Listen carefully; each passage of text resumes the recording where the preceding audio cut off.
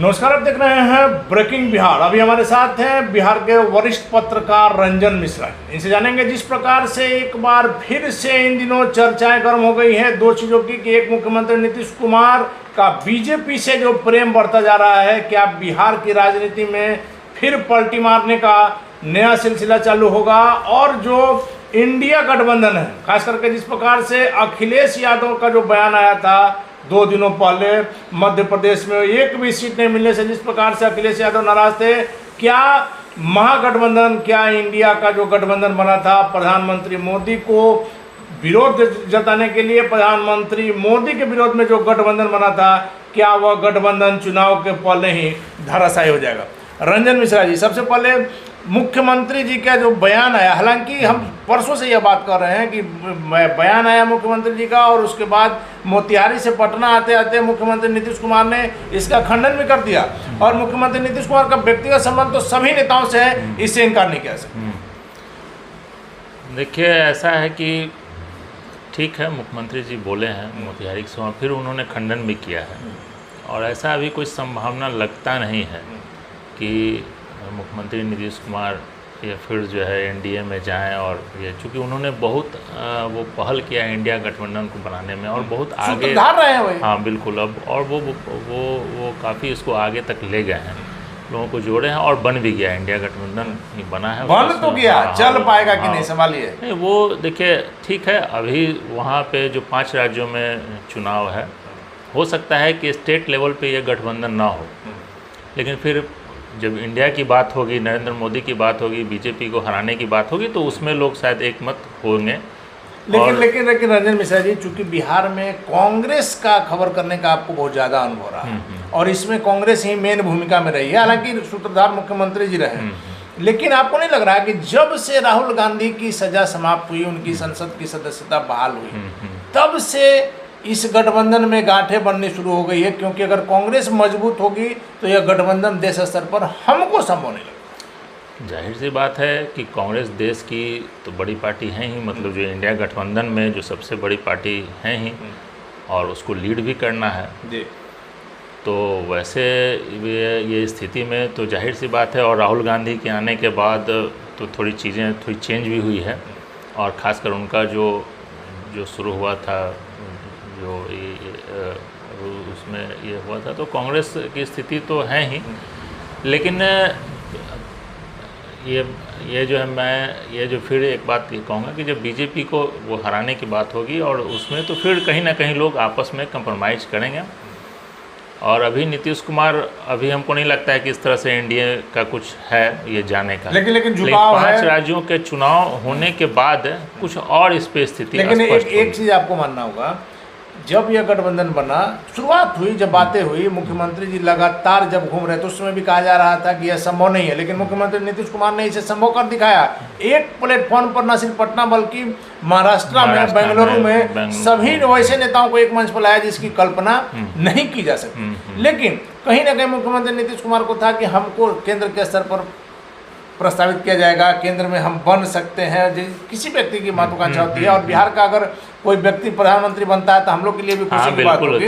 लेकिन लालू प्रसाद यादव की अपनी मंशा थी कि यह कुर्सी छोड़े ताकि तेजस्वी यादव को बैठा सके। तो इसी प्रकार से पूरे देश के जो महागठबंधन के, इंडिया गठबंधन के जो नेता थे, सबकी अपनी अपनी महत्वाकांक्षा। देखिए, ये तो सब कोई की थी इच्छा ना कि भाई हमको नरेंद्र मोदी के खिलाफ लड़ना है, लेकिन इसकी पहल कौन करे?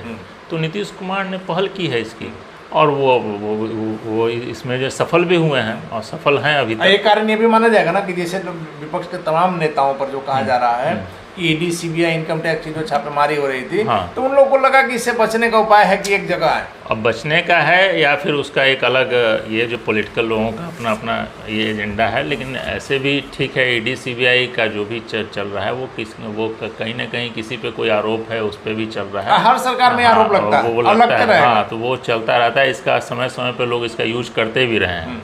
कोई ये तो हाँ, इसमें थोड़ा ज़्यादा हो रहा है, बीजेपी में ज़्यादा हो रहा है। हाँ, इससे भी हम लोग इनकार नहीं कर सकते हैं। नहीं, ये भी तो कहा जा सकता है कि चूंकि मीडिया बहुत ज़्यादा जागरूक है, इसलिए खबर में बातें आ रही, खबर में भी आ रही हैं बातें। कांग्रेस के समय में ऐसा नहीं, हाँ वैसा नहीं था। ये सब भी तो अलग समय के साथ बहुत सारा चीज़ चेंज भी होता है। तो जिसका परिणाम हम लोग के सामने है। एक चीज और मानेंगे, लगातार जो कह रहे हैं बीजेपी के नेता कि विपक्षी एकता जिंदा मेढक को तोलने के समान है। एक तराजू पर आप तोल नहीं सकते हैं, एक को रखिएगा दूसरा भागे। देखिए, तो स्वाभाविक सी बात है, बहुत सारी इसमें पार्टियां हैं, सबका अलग अलग मत है, सबका अलग अलग अपना सुझाव है, हर राज्य में अलग अलग ये स्थिति है।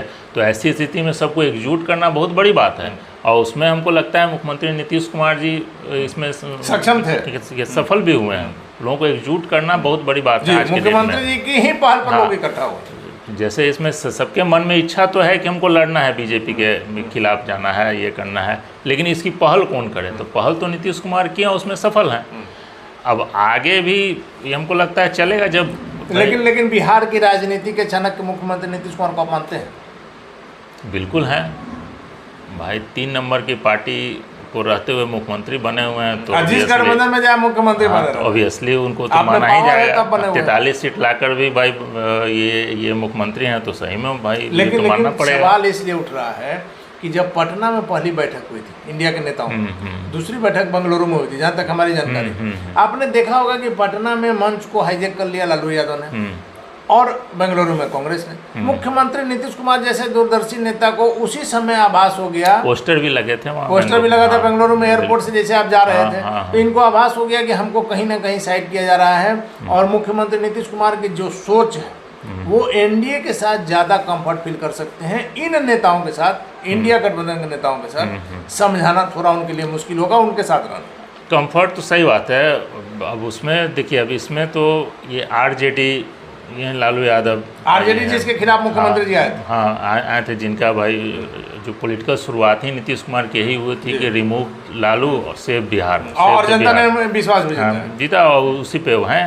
लेकिन फिर एक बार वहाँ गए हैं तो सब कुछ तो जानते हुए गए हैं। ऐसा बात तो है नहीं कि लालू यादव जो है चेंज कर गए हैं, बहुत लालू वही है, वो तो वही हैं। ये अलग बात है कि उनका अब है कि पुत्र मोह के चक्कर में अभी हैं वो, कि किसी तरह, और पुत्र मोह ने तो महाभारत करा दिया। हाँ, तो किसी तरह वो अपने बेटा को एस्टेब्लिश करना चाह रहे हैं, और ये बिहार से कोई ये बिहार के विकास से कोई मतलब है नहीं। वो तो निश्चित तौर पर जंगल राज होने के समय, हाँ, सीधा सीधी बात है, कोई मतलब नहीं है। और वो अभी पुत्र मोह के चक्कर में है कि भाई किसी तरह इसको ये एस्टेब्लिश करना है, मुख्यमंत्री बनाना है। तो नीतीश कुमार यह जानते हुए गए हैं, ऐसा नहीं है कि नहीं जान रहे हैं, लालू यादव को जान रहे हैं, सभी लोगों को जान के गए हैं। तो ये तो नीतीश कुमार। लेकिन रंजन मिश्रा जी, एक और चीज़ आज जो आपने देखा था, मुख्यमंत्री नीतीश कुमार जो पत्रकारों से बात कर रहे थे, उनके मन में थोड़ा दुख था पत्रकारों को लेकर के, जो छपता है उसको लेकर कि हमारी खबरें नहीं छपती। जिस प्रकार से मोतिहारी में हमने कहा वो पूरी बात नहीं बताए, आज भी जो बोल रहे हैं उसको पूरा आप लोग नहीं छापिएगा।